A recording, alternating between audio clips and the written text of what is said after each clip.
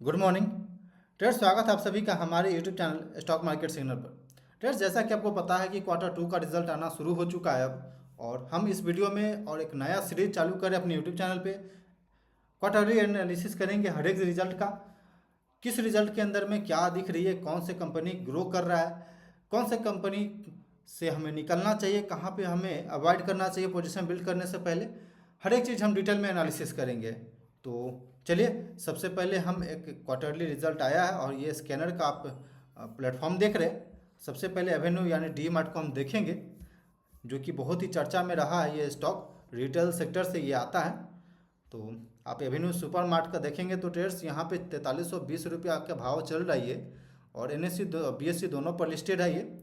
और market cap का बात करें तो ट्रेड्स ये 2,81,143 करोड़ का मार्केट कैप है। बट वहीं पे पी देखेंगे तो काफ़ी ज़्यादा हाई पी दिख रही है। द एक 103 रुपया, 103 रुपये का ये हाई पी दिख रही है। लेकिन कई बार ये होता है कि हाई पी होने का कुछ कारण होता है। हाई पी होने का कई कारण हो सकता है, जैसे कि कोई सेक्टर ऐसे होते हैं जो कि हाई पी पे मिलता है, जैसे एफएमसीजी के अंदर फूड एंड कंज्यूमर जो भी होता है उसके अंदर में हाई पी ही आपको देखने को मिलता है, क्योंकि वो हाई पेस से ग्रोथ कर रहा होता है सेक्टर। देन ROC का बात करें तो 18% के पास दे रहा है, और ROE का बात करें तो 13% का, जो कि ये ठीक है। देन बुक वैल्यू 329 रुपये के पास ट्रेड हो रहा है। अगर प्राइस का बात करें तो प्राइस 4320 रुपये के पास ट्रेड कर। आगे बढ़ते हैं। कंपनी बिल्कुल डेट फ्री है, तो ये भी एक पॉजिटिव पॉइंट दिख रहा है यहाँ पे। और रिटेलिंग सेक्टर के अंदर से ये स्टॉक निकल के आता है, जो कि आप डी मार्ट के नाम से जान रहे। और ख़ास करके यहाँ पे हम सेल्स देखते हैं। क्वार्टरली रिजल्ट आ चुका है इस सितंबर महीने का, यहाँ पे रिजल्ट आ चुका। अगर सेल्स का बात करें तो ट्रेड्स, अगर हम पिछले क्वार्टर ईयर ऑन ईयर पहले कंपैरिजन करें, यानी कि सितंबर 2024 में, तो 14,000 करोड़ का सेलिंग किया था। देन आज के दिन पे 16,000 करोड़ का सेलिंग हुआ है, जो कि यहाँ पे ग्रोथ दिख रही है। और पिछले क्वार्टर से बात करें तो 16,360 रुपये का सेलिंग हुआ था, वहीं पे इस बार 16,000 का प्लस 16,676 रुपये का सेलिंग हुआ है। ऑपरेटिंग प्रॉफिट भी काफ़ी ठीक ठाक है, फ्लैट दिख रहे हैं। 1299 करोड़ का पिछले क्वार्टर में यहाँ पे प्रॉफिट बचा था। देन आज इस बार 1214 करोड़ का प्रॉफिट बचा है। और ईयर ऑन ईयर बात करें तो सितंबर 2024 का तो 1094 करोड़ का प्रॉफिट बचा था, और अभी 1200 करोड़ का, यानी कि प्रॉफिट में यहाँ पे ग्रोथ दिख रही है। ऑपरेटिंग मार्जिन 7% से दिख रहा है। नेट प्रॉफिट का बात करें ट्रेडर्स, तो यहाँ पे पिछले साल के कंपेरिजन में 659 रुपये का नेट प्रॉफिट यहाँ पे देखने को मिला था डीमार्ट के अंदर में। देन आज के दिन पे 685 रुपये, यानी कि साल के अंदर में यहाँ पे कुछ ज़्यादा ही गैप नहीं है प्रॉफिट और लॉस में, बट फ्लैट बोल सकते हैं इसे हम। ईपीएस का बात करें तो ईपीएस फ्लैट अभी दिख रही इस क्वार्टर के अंदर में। पिछले क्वार्टर में 11 का ईपीएस था, लेकिन इस बार 10.53 का है, तो यहाँ पे फ्लैट ही दिख रही। अगर ईयर ऑन ईयर का बात करें सेल्स में, तो 63,880 करोड़ का सेल्स यहाँ पे दिख रहा है अभी तक टीटीएम में। और मार्च 2025 का बात करें तो 59,358 करोड़ का यहाँ पे सेल्स था। तो धीरे धीरे सेल्स तो ग्रो कर रहा ईयर ऑन ईयर। चलिए, सबसे इम्पोर्टेंट अब आगे इसका पीपीटी देखते हैं। प्रोमोटर का शेयर होल्डिंग देखेंगे तो बिल्कुल जहाँ स्टेबल था 2022 के अंदर में, बिल्कुल वहीं से स्टेबल अभी तक दिख रहा है। ज़्यादा कोई फ्लैक्चुएशन नहीं आई है इसमें, ज़्यादा कोई शेयर ऑफलोडिंग नहीं किया गया है, यानी कि बिल्कुल फ्लैट दिख रही है यहाँ पे। ज़्यादा कुछ अपसाइड का मूवमेंट नहीं दिखाता। सबसे इम्पोर्टेंट पीपीटी जानना, तो पीपीटी को देखते हैं एक बार। पीपीटी के अंदर में क्या दिख रही है हम यहाँ पे हमें। तो चलिए, डी मार्ट जो कि ग्रोसरी सेगमेंट से आता है, H1 FY26 का ये रिजल्ट हम लोग देख रहे हैं, पीपीटी देख रहे हैं।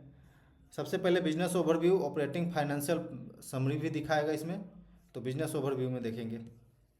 एफएमसीजी के अंदर से आता है, लगभग 19 से 20% के आसपास। 20% था पहले, लेकिन अब 19% हो चुका है। और वहीं पे फूड के बात करें तो H125 में 56% से था, लेकिन अभी 57% से थोड़ा सा ग्रो किया है। और 23% से H1FY25 के अंदर में अपैरल्स में था। देन H1FY26 में 23% से, जो कि स्टेबल दिख रहा है, जिसके अंदर में कि bed and bath, toys, game, cricket, crackers, plastic goods, garments भी आता है, होम अप्लायंस भी आता है, फुटवेयर ये सब आता है। तो और एफएमसीजी के अंदर में पर्सनल केयर, होम केयर और अदर कुछ प्रोडक्ट है जिसके अंदर में आता है। अगर बात करें स्टोर और एडिंग का, तो FY25 के अंदर में 50 ऐड हुआ था। देन FY23 में 40, FY24 में 41, H1 FY25 के अंदर में 12 और FY25 के अंदर में 50 स्टोर हुआ। और देन H1 26 में 17, यानी कि जो स्टोर एक्सपेंशन रेट है इसका काफ़ी स्ट्रॉन्ग है। और यानी कि मार्केट में ये अपना सेल्स देख रहे हैं, मार्केट में डिमांड देख रहे हैं, तभी जाकर के स्टोर में ग्रोथ आ रही है। तो यह एक स्टेबल बिजनेस बोल सकते हैं, यहाँ पे स्टेबिलिटी के साथ ये काम कर रहा है और बिल्कुल लो रिस्क के साथ काम कर रहे हैं। तो रिटेल, यहाँ पे रिटेल बिजनेस के अंदर में एरिया पर क्वार्टर रिजल्ट का बात करें तो 17.9 जो कि करोड़ में दिख रहा है। और रेवेन्यू फ्रॉम सेल्स पर रिटेल बिजनेस एरिया पर स्क्वायर फीट का बात करें 8792 और Q2 के अंदर में दिख रहा है यहाँ पे ग्रोथ।